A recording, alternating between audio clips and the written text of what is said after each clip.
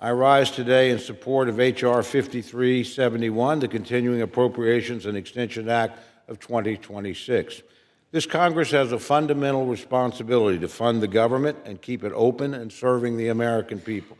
It's a duty I take seriously and one that I've worked diligently to lead on. Over the past year, the House Appropriations Committee has acted to fulfill our fiscal year 2026 responsibilities.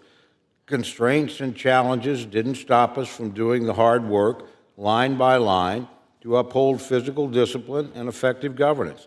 I'm proud to say our markup process delivered all 12 regular appropriations bills out of committee.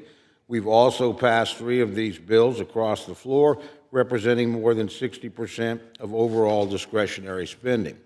That momentum has continued with our move to conference on our first 3-bill package, covering military construction and Veterans Affairs, agriculture, and the legislative branch bills. This marks the first conference on major appropriations legislation in close to a decade, and it's a critical step for this institution for restoring regular order. We are certainly moving forward productively, and a bipartisan, bicameral agreement is firmly within our grasp. We just need more time to sustain negotiations and complete our work. That's why we're here today, Mr. Speaker. The continuing resolution before us is simple. It extends funding until November 21st. It's a clean, short-term stopgap that protects the FY26 progress we've made and allows the appropriations process to advance toward full-year bills. It allows us to return the appropriations process to regular order where it should be. This is the responsible path. I want to remind my friends on the other side of the aisle what this measure is. It's a clean CR that keeps the lights on for the American people while we finish our work. It contains no poison pills or partisan riders.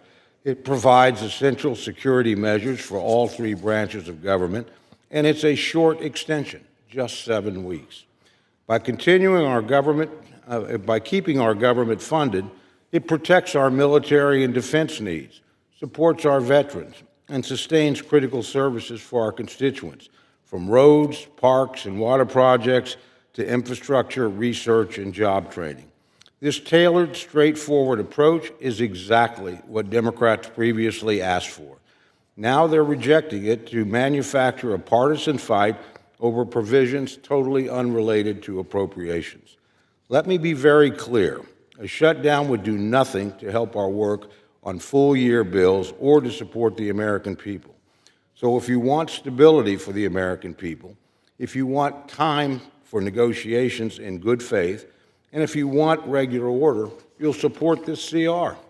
Any other vote would be reckless, not just for both parties, but for the entire nation.